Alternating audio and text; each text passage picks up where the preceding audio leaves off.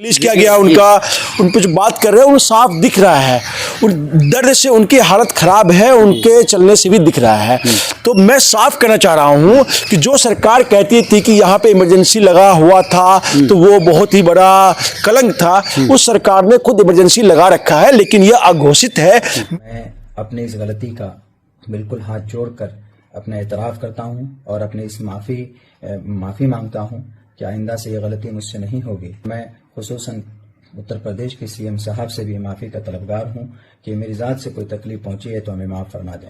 बनता है कि योगी सरकार जी, मैंने कई ऐसे जगहों पे देखा कि आपने जो यूपी में कई ऐसे जो है आपके समाज के लोग, मुस्लिम समाज के लोगों को कई तरह की अभद्र भाषा का प्रयोग किया, लेकिन आपने उनके ऊपर शिकंजा नहीं कसा। अगर ये आपके लिए टारगेट था तो ये अगर देखा जाए तो बहुत ही गलत आपने कर रहे हैं। इस तरीके से गलत नहीं करना चाहिए। ये संविधान के दायरे में ये देश चलता है, संविधान जो कहती है उस मद्देनजर रख के करना चाहिए, क्योंकि आपके लिए बहुत सारे नेताओं ने भी लाइव आकर कई बार कहा भी है कि ये सत्ता आपके पास हमेशा नहीं रहेगी, सत्ता काल आज इनके आपके पास है, कल किसी और के पास चली जाएगी। अपनी इस गलती का बिल्कुल हाथ जोड़कर अपना एतराफ़ करता हूं और अपनी इस माफ़ी मांगता हूं कि आइंदा से ये गलती मुझसे नहीं होगी। और मैं ये पैगाम तमाम साथियों को देना चाहता हूं, देशवासियों को, कि अपनी स्पीच में, अपनी तकरीरों में ऐसी बात न कहें कि जिससे किसी व्यक्ति की या किसी धर्म की किसी को तकलीफ पहुँचे और फिर आपसे माहौल बिगड़े।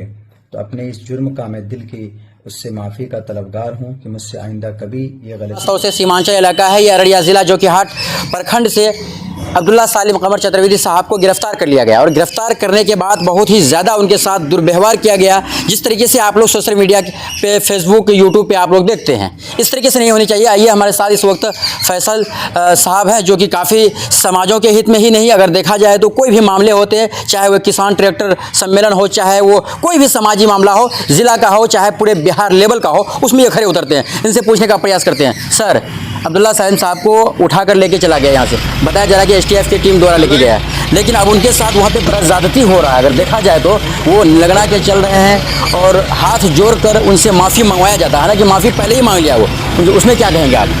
देखिए, अगर किसी भी तरह का अगर कोई क्राइम होता है जाने अनजाने में जी, इस केस में ये क्लियर भी नहीं है कि इन्होंने क्या गलत बोला है या नहीं बोला है, क्योंकि जो वीडियोज आ रहे हैं वो म्यूट करके आ रहे हैं या बीप टोन के साथ आ रहे हैं।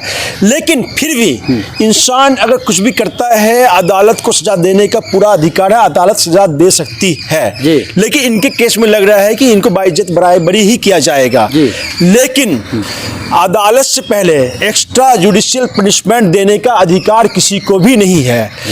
जो उनका पहले का वीडियो है और अरेस्टिंग के बाद का जो वीडियो है वो पूरा क्लियर करता है कि मौलाना के साथ बहुत ज़्यादा दुर्व्यवहार हुआ है। जिस तरह कोई गुंडा किसी को मारता है उससे भी ज़्यादा बर्बरता किया गया है और उनको जलील करने की कोशिश की गई है। भारत का संविधान आपको ऐसा कोई इजाज़त नहीं देता है कि कोई पुलिस ऑफिसर या एसटीएफ उसे सजा दे सकता है, लेकिन बहुत बुरी तरीके से उनके साथ हरकत किया गया है, जिनका उनके चाल में जो चल रहे हैं, मीडिया में बात कर रहे हैं, मीडिया में नहीं, मतलब कि जो वीडियो रिलीज किया गया उनका, उन पर जो बात कर रहे हैं वो साफ दिख रहा है। उन दर्द से उनकी हालत खराब है, उनके चलने से भी दिख रहा है। तो मैं साफ कहना चाह रहा हूं कि जो सरकार कहती थी कि यहाँ पे इमरजेंसी लगा हुआ था तो वो बहुत ही बड़ा कलंक था, उस सरकार ने खुद इमरजेंसी लगा रखा है, लेकिन यह अघोषित है, मीडिया और पेपर में नहीं है। तो जो हुक्मरान होते हैं उनको अपना दिल बड़ा करने की जरूरत है, अदालत को अपना काम किया जाए और अदालत से पहले मार पीट, हत्या वगैरह जो सरकारी तौर पर होता है इसका पुरजोर विरोध होना चाहिए। क्योंकि ये मौलाना सालिम चतुर्वेदी साहब अररिया के रहने वाले हैं और अररिया के लोगों में काफ़ी बेचैनी है, हालांकि पूरा सीमांचल सहित देश में बेचैनी है। तो अररिया के मुद्दा की ओर से आवाज़ आना बहुत ज़रूरी था। तो उस आवाज़ को मैं अररिया की तरफ से रेज कर रहा हूँ कि साथियों, आप लोग, आप किसी भी पार्टी के हो, धर्म के हो, आप प्रोटेस्ट के लिए आगे आए।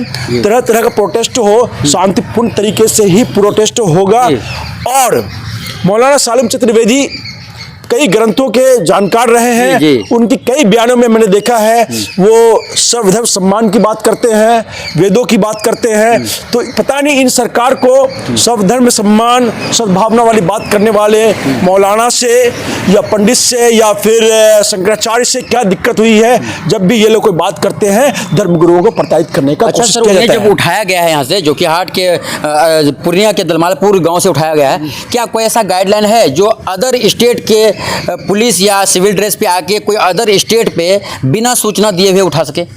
इसमें कोई है? देखिए एक्चुअली जो गिरफ्तारी हुई होगी निश्चित तौर पे कि यहाँ के जो गवर्नमेंट होगा उनके जान पहचान में होगी और कोई भी कहीं से भी उठा सकता है परमिशन लेकर, ये मतलब कानून में अधिकार है। लेकिन जिस तरह उनको गिरफ्तार किया गया है तो लोगों को लगा कि सबसे पहले तो उनको किसी ने, कुछ लोगों ने किडनैप किया है। वो जो तरीका था गुंडों वाला, वो तरीका बिल्कुल नाजायज है, उस तरीका से नहीं होना चाहिए, वो बिल्कुल गैरकानूनी है। क्या कुछ लोगों का ये भी कहना है कि जब से जोकीहाट के व्यवहार हुआ है, हम लोगों को अभी मुत्तहिद होने का, अभी मुर्शिद साहब हो, सरफराज साहब हो, शहनवाज साहब हो या जो भी लोग हो, उन सबको मुत्तहिद होने की जरूरत है। हम सबसे अपील करेंगे आप हमारे साथ आइए, हम आपके साथ रहेंगे, लेकिन इस चीज़ को दूध का दूध पानी का पानी हो। और कभी भी सीमांचल वासियों पे कोई भी सरकार हो नाहक तरीके से गिरफ्तार जब भी करेगा, हम लोग सब एक हैं, एक साथ रहेंगे। और यहाँ पे यूटी का तो ये है, लोगों को डराना धमकाना है, तो एक बलि का बकरा बनाने के लिए मौलाना साहब एक ऐप टारगेट थे उनके लिए, उन पे टारगेट किया है। और मौलाना से भी मैं उनके परिवार से कहूँगा, तो आपने बहुत दुख झेला है, शायद आपको और भी दुख किया जाए, लेकिन इस दुख की घड़ी में हम आपके साथ हैं, आपके सम्मान के साथ खड़े रहेंगे। जहाँ तक भी आपको किसी भी तरह का लीगल एड की ज़रूरत है तो हम लोग देने को तैयार है। टीम अररिया का मुद्दा देने को तैयार है। मैं खुद एक लॉयर हूँ, मैं खुद देने को तैयार हूँ। किसी भी तरह की कोई भी ज़रूरत हो लीगल तौर पे, हम लोग आपके साथ खड़े हैं, तन मन धन से खड़े हैं। बताया ये भी गया है कि जो अभी मास्टर मुजाहिद साहब ने बात किया, जो उनके ऊपर FIR हुआ है बहराइच में, तो उनमें कोई ऐसा धारा भी नहीं है जो केस 3 साल या 7 साल से ज़्यादा अधिक उनमें सजा हो। वो तो बेलेबल है, देखा जाए तो थाना से मिल सकता था। उसमें 3 धारा है। जाहिर सी बात है, जाहिर सी बात है कि जब ये ऑलरेडी प्रोपेगेंडा है और प्री प्लान्ड है, थाना से बेल नहीं दिया जाएगा, कोर्ट से इंशाल्लाह बेल हो जाएगा। लेकिन FIR जो हुआ है, मैंने बहराइच का FIR पढ़ा है, आंशिक रूप से उसमें बहुत ज़्यादा कुछ नहीं है, लेकिन बाकी और भी 83 FIR हुआ है, उसमें कहाँ क्या आता है सबको क्लब करके पढ़ना होगा, फिर मैं लीगल तौर पे इस पे अपना वक्तव्य दे पाऊंगा। क्या कहेंगे अंतिम में पूरा सीमांचल वासियों को और उनके परिवार के लोग काफ़ी परेशान है, देखा जाए पूरा सीमांचल ही नहीं पूरा हिंदुस्तान लोग परेशान होंगे पीछे, क्योंकि उलमाए दिन है वो। भारत विविधताओं का देश है जी, यहाँ पे सभी धर्मगुरुओं की हमेशा इज्जत होते आया है और धर्मगुरु किसी भी इसका हो, धर्म का हो, उनका एक सम्मान है जी। सीमांचल में सद्भावना तोड़ने की काफ़ी कोशिश हो रही है जी। और आप किसी भी धर्म के लोग हैं इस चीज़ को समझें और आपसी भाईचारा का पैगाम दें और मौलाना के हिमायत करें। और अगर उन्होंने कुछ भी गलत बोला, मैं बार बार बोल रहा हूँ, अदालत उनको सजा देगी जी। लेकिन जिस तरह उनके साथ सरकार व्यवहार कर रही है, उनके पास कोई अधिकार नहीं है संविधान पे चोट करके किसी को मारपीट करना, ये बहुत ही गलत है। हम लोग सब धर्म के लोगों के साथ, सालिम चतुर्वेदी साहब के साथ खड़े हैं। चलिए दोस्तों, आपने सुना हमारे फैसल साहब ने किस तरीके से बताया आप सबों को, लेकिन सबसे बड़ा सवाल ये बनता है कि योगी सरकार जी, मैंने कई ऐसे जगहों पे देखा कि आपने जो यूपी में कई ऐसे जो है आपके समाज के लोग, मुस्लिम समाज के लोगों को कई तरीके अभद्र भाषा का प्रयोग किया, लेकिन आपने उनके ऊपर शिकंजा नहीं कसा। अगर ये आपके लिए टारगेट था तो ये अगर देखा जाए तो बहुत ही गलत आपने कर रहे हैं। इस तरीके से गलत नहीं करना चाहिए। ये संविधान के दायरे में ये देश चलता है, संविधान जो कहती है उस मद्देनजर रख के करना चाहिए, क्योंकि आपके लिए बहुत सारे नेताओं ने भी लाइव आकर कई बार कहा भी है कि ये सत्ता आपके पास हमेशा नहीं रहेगी, सत्ता काल आज इनके आपके पास है, कल किसी और के पास चली जाएगी। आप अपना ताकत का बलबूता किसी और को मत दिखाइए। मौलाना साहब ने अगर कुछ गलत शब्द बोला गया इनके जुबान से तो इन्होंने ये भी माफ़ी मांग लिया था, माफ़ीनामा भी इन्होंने अपने लाइव से कह दिया था और कई जगह वो वीडियो बहुत ज़्यादा वायरल भी हुआ।